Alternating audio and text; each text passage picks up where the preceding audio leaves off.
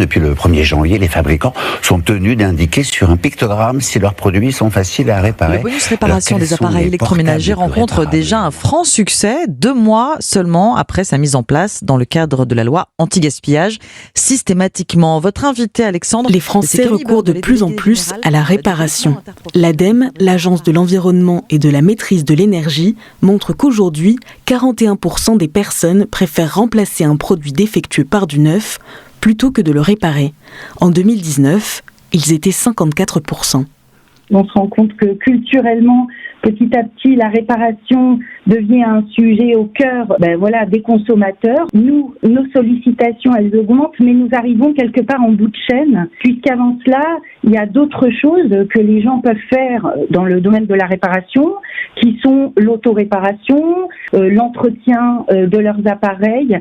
Perrine Marais, directrice chargée de l'intervention à domicile chez Fnac Darty, dans la zone nord-ouest, observe aussi un boom des pratiques d'auto-réparation, le premier recours des Français en cas de problème. La personne qui s'auto-répare, son produit redevient fonctionnel rapidement, le coût est moindre également. Les clients sont aussi fiers quand ils arrivent à réparer leurs produits.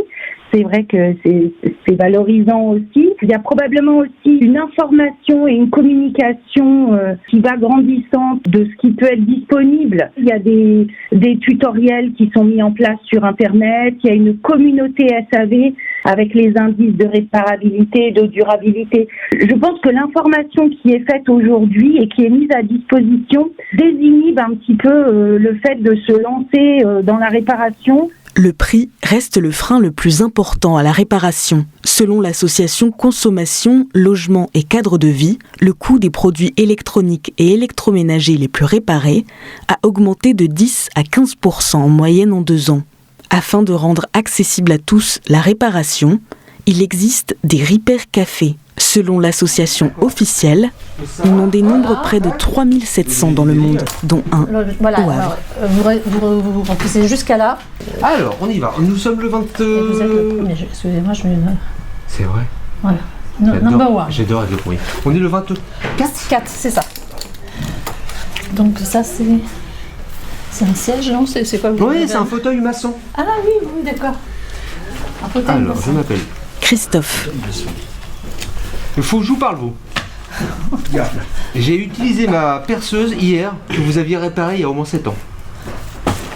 J'avais réparé. Vous m'aviez réparé une perceuse à percussion. Oui. Et je l'ai encore utilisée hier. Les bénévoles tiennent 4 permanences par mois. 2 à Danton et 2 ici, dans un cabanon au fond de la cour de la fabrique Augustin Normand. Donc je suis revenu. Donc voilà, donc vous connaissez le système. Non, je suis venu une fois à Danton. D'accord, oui, donc vous devez rester pendant la réparation. Oui, c'est ça. Voilà. Puis j'espère apprendre. Panne. Alors c'est quoi? Comment j'explique? Vous savez, quand vous mettez installés là, vous avez des bouts pour vous masser le dos, c'est super sympa. D'ailleurs, si ça marche, vous les essayez, vous allez voir. Donc, et normalement, c'est censé monter jusqu'en haut, mais ça s'arrête en bas. Le haut ne fonctionne plus. Je sais pas pourquoi. Donc, je sais pas comment dire. Défaut. Marche à moitié.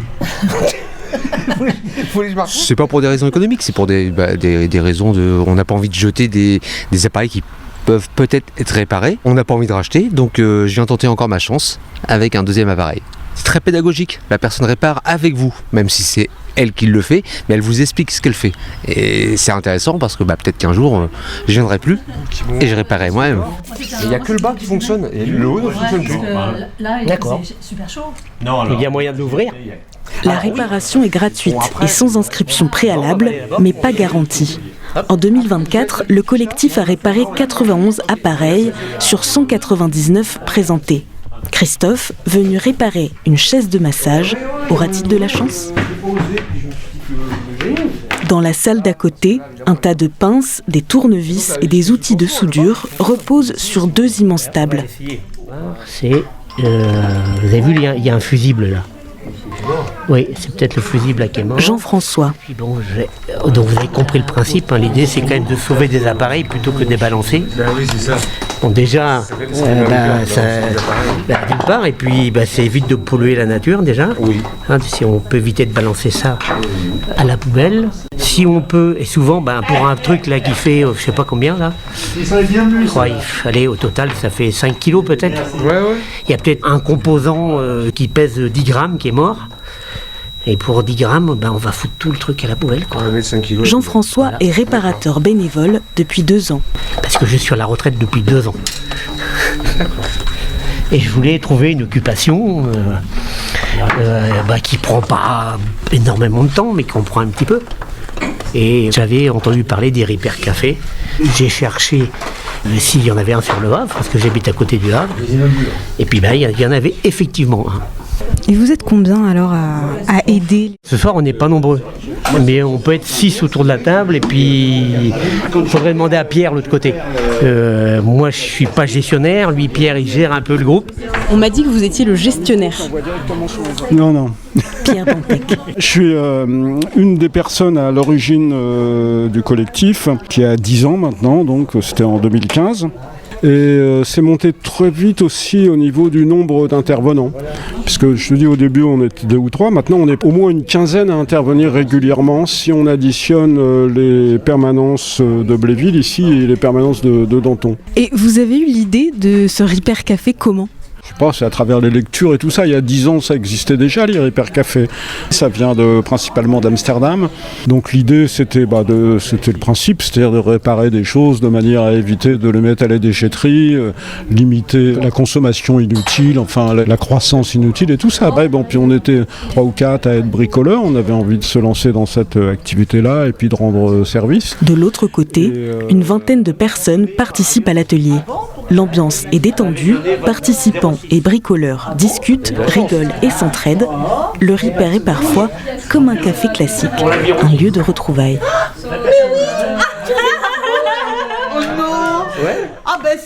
le monde est petit. Leïla est venue avec sa fille Ambre. Alors je viens réparer un ordinateur qui a un problème d'autonomie au niveau de la batterie. La batterie ne tient pas en fait et l'ordinateur il ne fonctionne que quand il est sous secteur, enfin en prise directe. J'étais venue une première fois il y a plusieurs mois et il semblerait que la batterie était peut-être défectueuse. Donc j'ai retourné la batterie chez le fournisseur et quelques mois plus tard j'ai reçu la batterie et là je viens à nouveau donc au Repair Café pour qu'on me remplace la batterie en espérant que l'ordinateur pourra fonctionner en toute autonomie. Avant l'ordinateur, j'étais venue pour un aspirateur.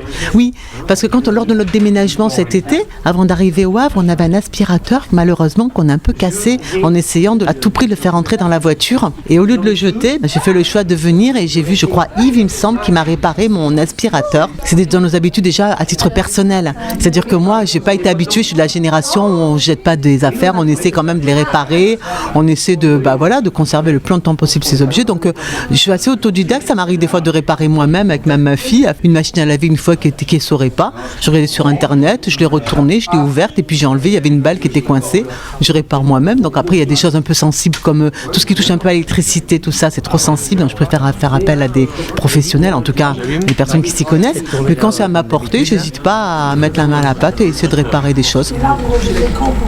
Ouais, donc tout tourne là. Le mois de septembre, madame. Oh, il monte. Ah oui. Après 1h30 d'effort, il y avait un coincement. Mais c'était lié au guidage. Parce que vous avez vu, dès que le guidage a été libéré, donc ça forçait moins. Jean-François est un magicien. C'est magique.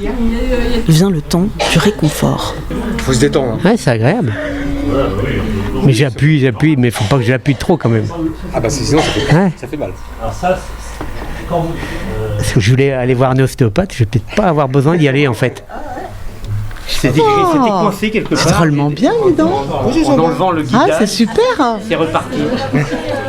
Seul ou accompagné, la réparation de nos objets du quotidien devient une habitude et même un droit. La directive européenne 2024-1799 prévoit notamment que les consommateurs puissent réclamer une réparation aux fabricants.